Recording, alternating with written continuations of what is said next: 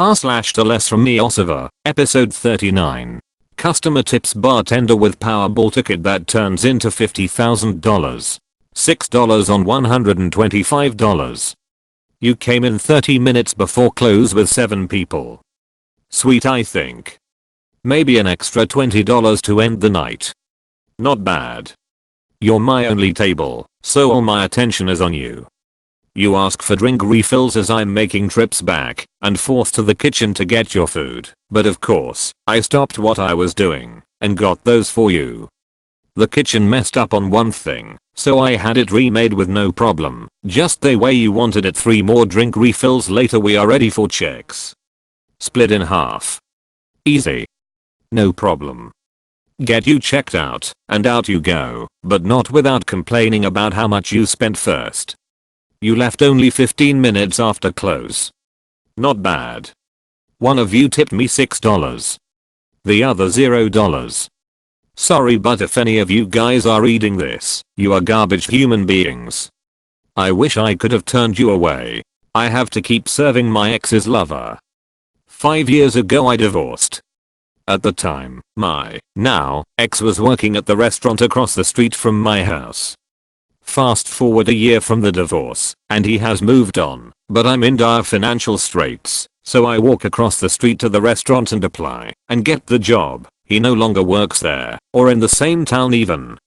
For background material, when my ex left, I had snooped his email, and found 2 folders with women's names, and very graphic in the act type photos. Then, as I start serving in this restaurant, I keep ending up with this family, who is also the stepmother of another employee, and I realize that she is one of those women. But she's there with her husband and her little boy, who is good friends with my little boy *GROAN*. Professional courtesy says treat them like any other customer. For the husband and son, who likely know nothing, I say nothing. But I literally die inside every time I have to serve her. I don't think she knows that I know. How the heck do you handle that table? People who make their own lemonade. Dear people who order a water, extra lemons, and extra sugar pockets and amp, #X200B, I believe I speak for almost all servers when I say the following. Fuck you and your cheap ass shitty lemonade. I hope you choke on a lemon seed and amp, #X200B. Sincerely, the server with the fake smile and the glassed eyes. The 20 top that just walked out without paying. And probably were justified. Okay, so to preface, this is from a side job I picked up around 3 months ago and stayed for a single month. Because, as this story exemplifies, it was batshit insane. I was hired as a server. Only working Fridays and Saturdays. Then, when I come in for my first shift, I'm told I'm gonna be a runner, but don't worry, our runners make great money, as one can imagine. This was a lie. Though my last check was over double what it should have been, so maybe payroll errors were factored in. But this actual story starts at 6 PM on a Friday. I am, well, running food. In walks in an unannounced 20 top. This was normal, for reasons I won't get into. Our kitchen is already fucked. Jimmy, the expo who speaks very limited English and has a stated inability to manage a busy window, is absolutely clueless. So, the 20 top orders a few apps. Then their entrees. Apps manage to go out somewhat reasonably. Then comes entrees. At this point, I'm trying to expo, while Jimmy has a mental breakdown in the corner. While trying to run as well. I'm off running a table when one of the line cooks tells another runner to start running the 20 top. The 1 Caesar salad entree that is ready. They have been waiting 45 minutes, and for their wait receive 1 Caesar salad for seat 5. Nothing else is even close to ready. They wait 10 more minutes before complaining to the server. Meanwhile, me now expoing, has not been told anything has been run, and I'm sitting there wanting to walk out mid-shift. The server comes back, asks me what's up.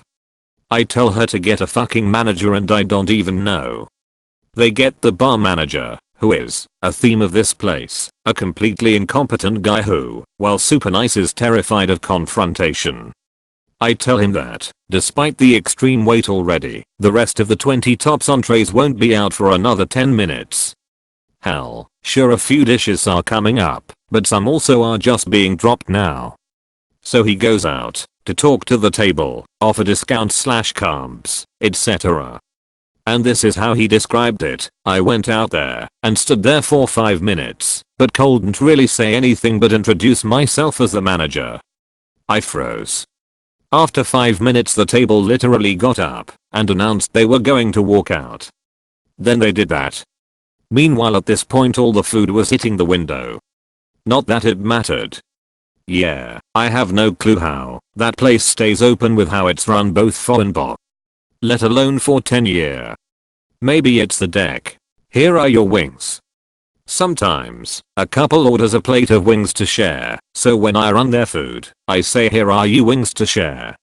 Sometimes a couple orders a plate of wings as an appy, so when I run their food, I say here are your wings to start. Never really thought about it until the time I accidentally said here are your wings to shart. Family business privileges, toxic environment.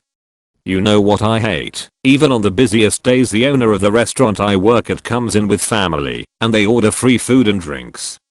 They sit there eating their free meals whilst bossing us around. Also, when family members are on shift, they grab as many free sodas as they want, and even take home free dessert at the end, or they end their morning shift having a free lunch. Us non-family members?